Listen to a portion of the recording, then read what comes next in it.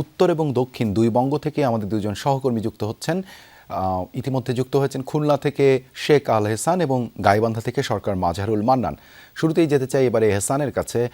এহসান, কাল তো ডিপো বন্ধ ছিল, কখন নাগাদ ডিলারদের তেল সরবরাহ করা হতে পারে? দেবাশিস, ডিপো থেকে তেল সরবরাহ শুরু হয়েছে বলে এমনটাই আমাদেরকে জানানো হয়েছে। তবে পেট্রোল পাম্পগুলোতে এখনও সেই তেল এসে পৌঁছায়নি। তেল না এসে পৌঁছানোর ফলে এখন থেকেই কিন্তু মোটরসাইকেল এবং অন্যান্য দীর্ঘ দিচ্ছে, লাইন দেওয়া শুরু করেছে, তারা সিরিয়াল দিচ্ছে। বিশেষ করে মোটরসাইকেল এবং পেট্রোল এবং অকটেন চালিত যানবাহনগুলোর সংকটটা আরও বেশি। অনেকেই আছেন যারা তেল পাচ্ছেন না দূর দূরান্ত থেকে। খুলনার কিন্তু কোনো পাম্পেই তেল নেই, মানে সেটা উপজেলা পর্যায়ে বা জেলা পর্যায়ে যেখানেই হোক না কেন, কোথাও পাম্প নেই। এই সংকটটা কি পর্যায়ে আছে? আমার সাথে একজন আছেন গ্রাহক, ইনি সকাল থেকেই দাঁড়িয়ে আছেন, আমরা যে পাম্পে দাঁড়িয়ে আছি সেখানে। তার সাথে একটু কথা বলবো। আসলে উনি সাতক্ষীরা থেকে এসেছেন, উনি নাকি কোথাও তেল পাননি। আমি একটু শুনতে চাই। আচ্ছা, আপনি একটু বলেন তো। আমি আগামীকাল শ্যামনগর থেকে রওনা দিছি। আসার পথে যতগুলা পাম্প ছিল আমাদের সাতক্ষীরা থেকে শুরু করে খুলনা পর্যন্ত, আমি আগামীকাল খুলনা আপনার কাটাখালী পর্যন্ত গেছিলাম, কোথাও কোনো তেল পাই নাই। আজকে সকালবেলা গাড়িটা ঠেলে নিয়ে এখানে এসে দাঁড়াইছি, শুনলাম যে নাকি 12টা বাজে তেল দিবে। আদৌ যে দিবে কিনা এটা সঠিক আমার জানা নাই, এবং আমি নিজেও জানি না যে আসলে পাবো কি না। দেবাশিস, শুনছিলেন আসলে তেলের যেটা সমস্যা, সেটা কিন্তু সবাইকে প্রভাবিত করছে। বিশেষ করে আজকে শুক্রবার ছুটির দিন, সেই ছুটির দিনগুলোতে যারা একটু দূর দূরান্তে যাবেন বা করবেন মনে করেছিলেন, তারা কিন্তু আর যেতে পারেননি। অন্যদিকে ডিপোগুলো থেকে খোঁজ নিয়েছি, তারা তেল সরবরাহ শুরু করেছেন। হয়তো 11টা বা 12টা নাগাদ খুলনায় পাম্পগুলোতে তেল পৌঁছাতে পারে। দেবাশিস, ধন্যবাদ এহসান যুক্ত হবার জন্য। গাইবান্ধায় রয়েছেন সহকর্মী সরকার মাজহারুল মান্নান। মাজহার, গাইবান্ধায় পাম্পগুলোতে কি পরিস্থিতি দেখছেন?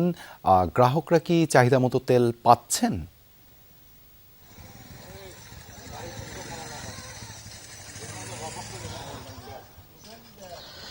দেবাশিস, যে কথাটি বলতে চাই, শুধু যে গাইবান্ধার যে দৃশ্য সেটি এরকম কিন্তু নয় যে তেল না পাওয়ার বিষয়টি। পুরো রংপুর বিভাগের তথ্য যদি আমি আপনাকে দিতে চাই, আমরা গাইবান্ধার সুন্দরগঞ্জের যে করিম অ্যান্ড সন্স যে পেট্রোল পাম্পটি আছে সেখানে আছি। আপনি দেখবেন যে এখানে তারা কিন্তু পেট্রোল শেষ এবং অকটেন শেষ সাইনবোর্ড ঝুলিয়ে দিয়েছেন। অর্থাৎ এখানকার যারা কর্তৃপক্ষ আছেন তারা যেটি জানিয়েছেন, গতকাল 11টা পর্যন্ত তাদের মজুদ ছিল, সকাল 11টা পর্যন্ত, তখন অবধি তারা দিয়েছেন।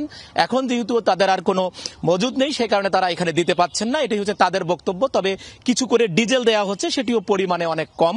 আমি যদি আপনাকে এই মুহূর্তে রংপুর বিভাগের তথ্যটি দিতে চাই, আপনি দেখবেন যে এখানে কিন্তু অনেক গাড়ি কিন্তু এসেছে। আমরা এখানে 3টি পেট্রোল পাম্প দেখে এসেছি, 3টি পেট্রোল পাম্পেরই কিন্তু একই দশা, এবং আমরা খোঁজ নিয়ে জেনেছি যে রংপুর বিভাগের প্রত্যেকটি পেট্রোল পাম্পেরই একই দশা। যদিও কোনো কোনো জায়গায় আছে সেটি খুবই সামান্য দেওয়া হচ্ছে। আমি আপনাকে যে তথ্যটি দিতে চাই যে এই মুহূর্তে অর্থাৎ প্রতিদিন রংপুর বিভাগের ডিজেলের চাহিদা হচ্ছে এই 8 জেলায় 25 লাখ লিটারেরও বেশি, কিন্তু সরবরাহ হচ্ছে মাত্র 10 লাখ লিটার। এবং পেট্রোল এবং অকটেন 7 লাখেরও বেশি লিটার চাহিদা থাকলেও দেয়া হচ্ছে মাত্র 4.5 লাখ লিটারের মতো।